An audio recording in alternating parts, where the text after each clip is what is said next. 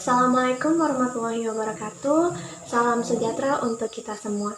Oke teman-teman, sebagai pemenuhan tugas tutorial 1 Pancasila, saya membuat video ini untuk menjelaskan salah satu peristiwa penting dalam proses lahirnya Pancasila. Yang kedua, saya ingin menyampaikan nilai-nilai yang tercermin dalam peristiwa tersebut. Dan yang ketiga, saya ingin menyampaikan refleksi pribadi saya tentang pelajaran apa yang bisa diambil dan bagaimana nilai tersebut masih relevan bagi generasi muda saat ini.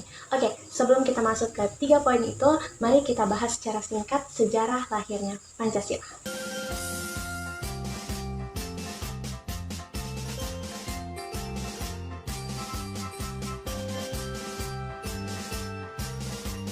Baik teman-teman, itu tadi sejarah singkat tentang proses lahirnya Pancasila.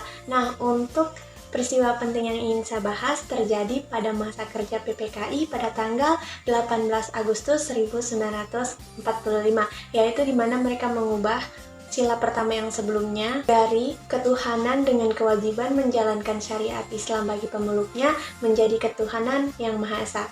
Sila pertama yang kita kenal saat ini.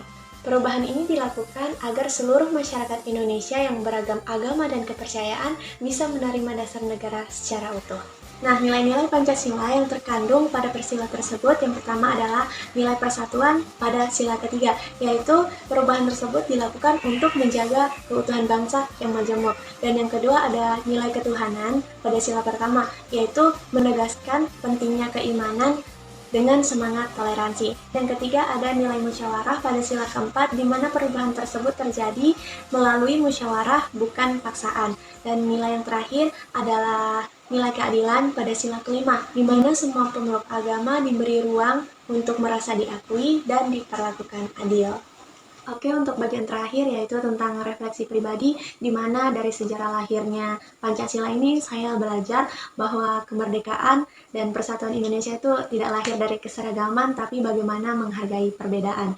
Di mana perubahan sila pertama pada 18 Agustus 1945 menjadi bukti bahwa pendahulu kita lebih mementingkan keutuhan bangsa daripada kepentingan golongan. Mereka berkorban ego demi masa depan bangsa yang adil dan damai. Bagi saya sendiri, nilai-nilai tersebut masih sangat relevan bagi generasi muda saat ini, karena di mana di tengah zaman yang penuh dengan perbedaan pandangan, budaya, dan kepercayaan ini, kita perlu meneladani sikap toleransi, musyawarah, dan persatuan yang ditunjukkan oleh para pendahulu kita.